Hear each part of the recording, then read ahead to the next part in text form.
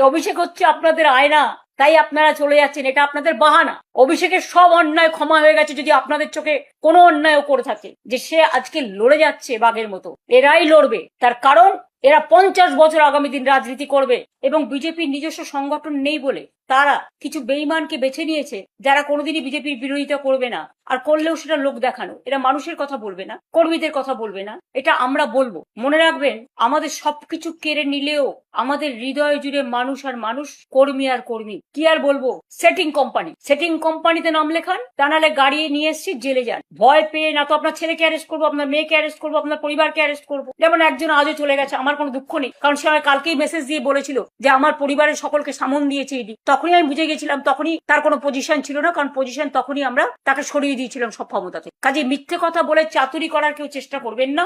যাদের যেতে হয় যান, যা পড়ে থাকবে সেটাই আমার সোনার খনি। আমি 2004-এ একা থাকলে যদি নতুন করে শুরু করতে পারি, 1997-তে যদি নতুন করে শুরু করতে পারি, 2026-এও নতুন করে শুরু করার ক্ষমতা রাখি। আমি মনে করি যারা জেলের লড়াই চালাচ্ছেন, জেলে গেছেন, তাদের আমি কুর্নিশ জানাই। আজকে যদি সেটিং আমি নিজে করে নিতাম, তাহলে তো এই অত্যাচার আমাদের সহ্য করতে হতো না, আমার পার্টির কর্মীদের, মানুষকে। কিন্তু আমি কোনোদিন আদর্শকে বিকিয়ে খাই না, মূল্যবোধকে বিকিয়ে খাই না, বিবেককে বিকিয়ে খাই না। মানুষই আমাদের জাগ্রত শক্তি, এবং যে কর্মীরা এখনো আছে হাজার হাজার লক্ষ লক্ষ, তারাই আমার সোনার খন্ডি। আমাদেরও অনেক শিক্ষা হয়েছে, আমি মানুষের কাছে করজোড়ে ক্ষমা চাইছি বেঈমানদের জন্য। আমাদের সিম্বলে তাদের আপনারা জিতিয়েছে, আমরা দুঃখিত, ক্ষমা প্রার্থী। এদের অনেকের অনেক লাগেজ ব্যাগেজ আছে, আগে কেউ আমাদের কোনো রিপোর্ট করেনি। আমি যার সম্বন্ধে জেনেছি আমি কিন্তু অ্যাকশন নিয়েছি, কিন্তু যেটা আমার অজানা, এখন সেই অজানা সত্যিগুলো কোথাও কোথাও আমি জানতে পারছি, এবং সেই ভয়ে মনে রাখবেন, বিজেপি বলেছিল না, ভয় আউট ভরসা ইন।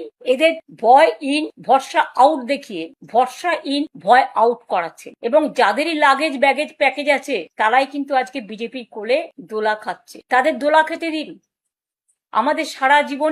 আর যারা বলছেন আমি আরজি করার কেসে যাইনি, তারা ভুল বলছেন। হতে পারে তাদের কাছে তথ্য নেই, আমি নিজে ছুটে গিয়েছিলাম। ঘটনা ঘটার সময় আমি ছিলাম ঝাড়গ্রামে, আমি নিজে ওখান থেকে আস্তে আস্তে গাড়িতে ফোনে কথা বলেছিলাম তাদের পিতা মাতার সাথে। কামদুনিতেও তাদের পরিবারের কাছে আমি ছুটে গিয়েছিলাম, এটা বলবেন না আমি যাইনি। এবং আরজি করের বাড়িতেও আমি ছুটে গিয়েছিলাম, এটা বলবেন না আমি যাইনি।